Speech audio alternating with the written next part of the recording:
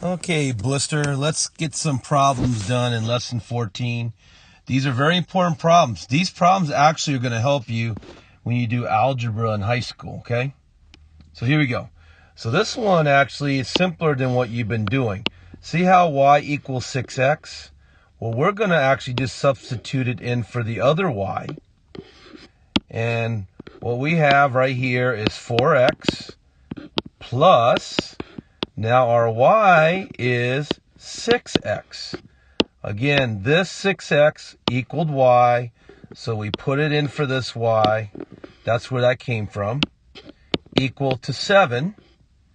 Now, we know 4x and 6x here is 10x equal to 7.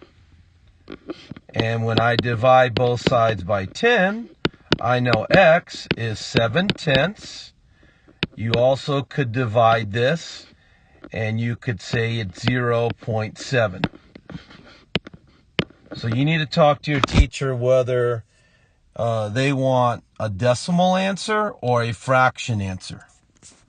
Now, we're not done yet because we now got to plug our answer back into here. So y is 6 times our x is 7/10, right? Or, again, ask your teacher, can you just do 6 times 0.7? That's 4.2. Or, here, I would do 6 over 1. I would do 6 times 7, 42. 1 times 10 is 10. And when I reduce this, I'm going to start by dividing by 2. I would get 21 over 5. So again, you need to talk to your teacher. Does she want the fraction answer or the decimal answer? Does she want you to take this and make it into improper fraction? See, if you divide this, it's also 4 1/5, right? So you need to talk to your teacher which one they will accept. Okay, so pause the video if you need to. This one right here, notice y equals 3x. It's going to go in for the other y. So I have an x equals negative 2y is now negative 2 times 3x. Again, the 3x went in for the y plus 70. X equals negative 2 times 3x is negative 6x plus 70. I'm going to add 6x to both sides.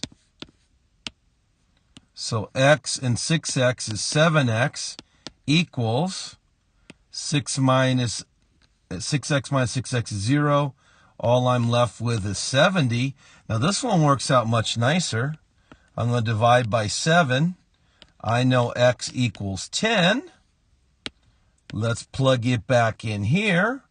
Y would equal 3 times 10, because x is 10, right? 3 times 10 is 30. My answer is, therefore, x10, y30. On the previous one, the only thing I didn't do is we could say x is 0.7, y was 4.2. Please ask the teacher if they will accept decimals. Okay? All right, number 3. It says, which equation, together with this one, makes a system with one solution? That means, basically, let's just do it. Notice how this one has the same slope. That means they're parallel, no solution, right? If they're parallel, they go like this, and they don't cross each other. So we know A is no good, Y, same slope. We know B is no good, Y, same slope. Now let's take C. They may be trying to trick us here. And what we're going to do is solve for y to make it y equals mx plus b. So notice I'm going to divide everything by 2. That's distributive property. 2 over 2 is 1y. This is negative 1.5x. This is plus 3. Aha! Same slope again right here. So C is not going to work either. So far, all we got is a bunch of parallel lines. Okay, let's take a look at D. Again, I'm going to solve for y to make it y equals mx plus b. So I'm going to minus 3x both sides. 2y equals 6 minus 3x. Don't do 6 minus 3 because 6 is a number, the 3 is a x number. Let's now divide by 2 everything. And what we get here is 2 over 2 is y equals 6 over 2 is 3.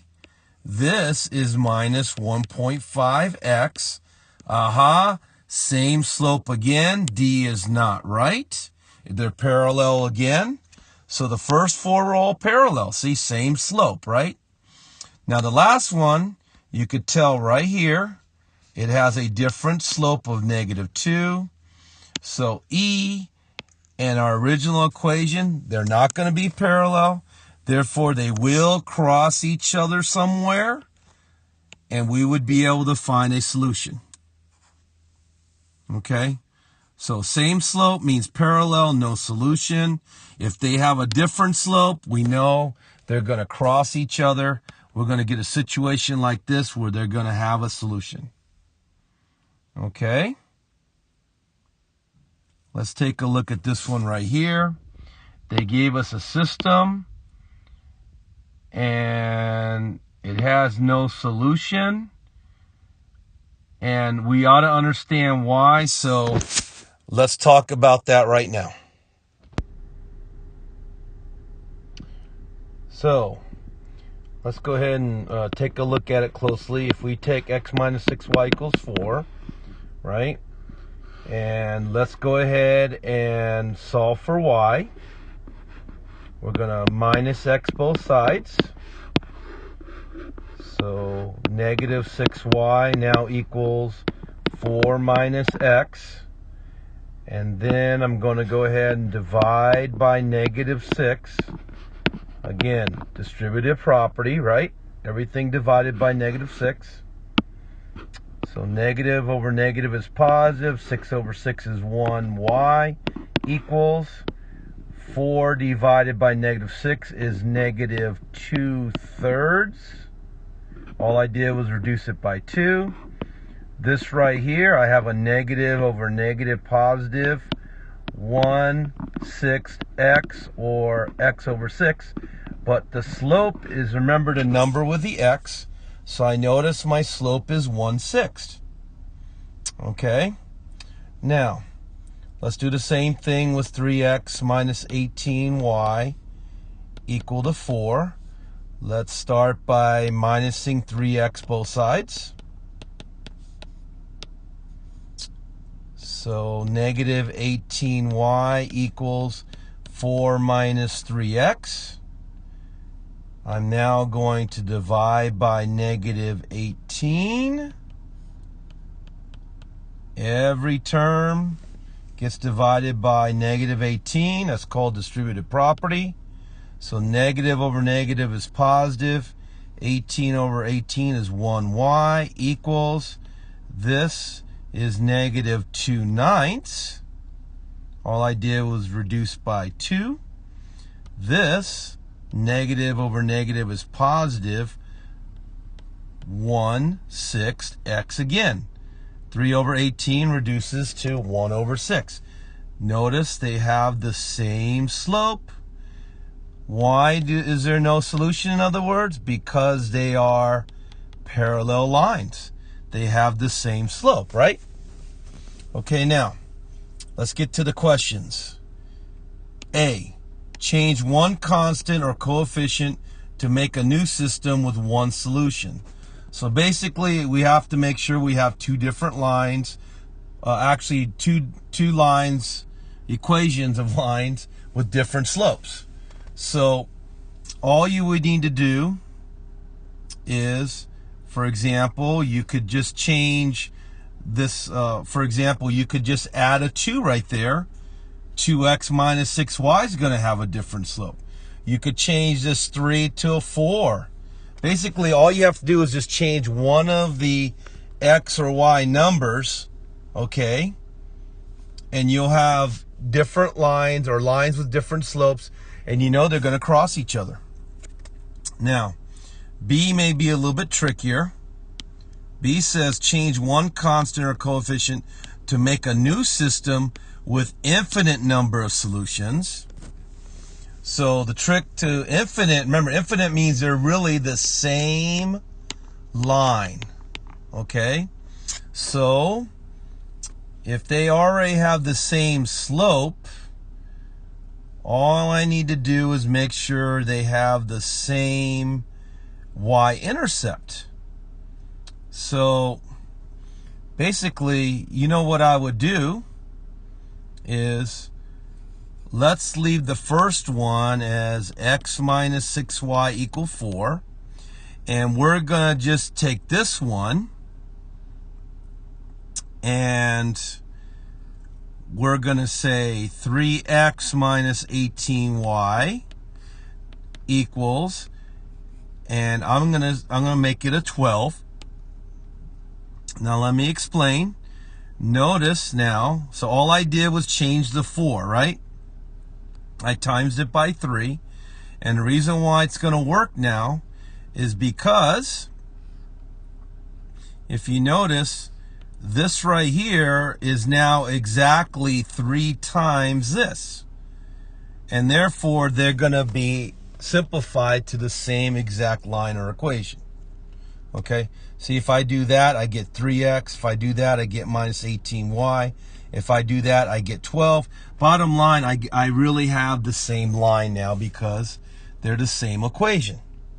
And so that's your answer for B. Change the 4 to a 12 by timesing by 3. Now they're multiples of each other. Okay? Now the rest of the problems I think will go a little bit faster. Basically, all we're going to do here is find the equations of the line. So let's just do it real quick. Notice in A, my B is 3. B equals 3. That's my y-intercept. The slope, well, let's find another good point like right here, and right here, and right here. Again, I'm looking for where the lines cross perfectly on whole numbers, right? Notice it's up 2 over 1. Up 2 over 1. Up 2 over 1. So I know my slope is 2. The equation, therefore, is y equals 2x plus 3. Y equals mx plus b, right? Okay, look at problem B here. Notice it crosses down here. My b is negative 3. Let's find some other good points, like right there, right there, right there. Notice the slope is the same as the other one. See, the A and B are parallel to each other, if you notice. But see how I'm going up 2 over 1? So this one is y equals 2x minus 3, because the b or y-intercept is negative 3. But see how they have the same slope. That's why they're parallel to each other. Now notice these two are also parallel to each other, look like. Let's just make sure though. On C, notice it crosses b equals 3 again. This time, notice the points are going down. I'm going down 2 over 1. That means the slope is negative 2 over 1, or negative 2. And therefore, y equals negative 2x plus 3. And this one, notice it crosses here at negative 3. Let me use a different color. So my b is negative 3. The slope, if you notice, is still the same slope as C. It's down 2 over 1, down 2 over 1, right? Down 2 over 1. So this one's y equals negative 2x minus 3. And it was a matching problem. So if we look right here, 1 was 2x plus 3. That was A. Negative 2x plus 3. That was C. 2x minus 3, excuse me. That was B. And this one was D, right? I think there's one more. Now, this must be a sort of a trick question because your teacher wants to test you if you still remember slope. All they're asking for is the slope of the line given these 2 points. So remember, slope is always y2 minus y1 over x2 minus x1. So my slope is going to equal 7 minus 4. See how I matched up the y's correctly? And then I'm going to do 1 minus negative 3. Now, Blissy, right here, always show your work. See how I got a minus negative? We know that's really a plus 3, right? So we have 7 minus 4 over 1 plus 3, which is 3 over 4. My slope, therefore, is answer B. And so, pause the video if you need to there. And so, that concludes problems 1 through 6. Make sure you know this. Okay, I hope maybe even watch it more than once. Okay, watch it more than once and make sure you understand each and every problem, because you have a quiz probably tomorrow as well as a test on this probably by early next week. So make sure you learn it now, okay? Love you. Bye.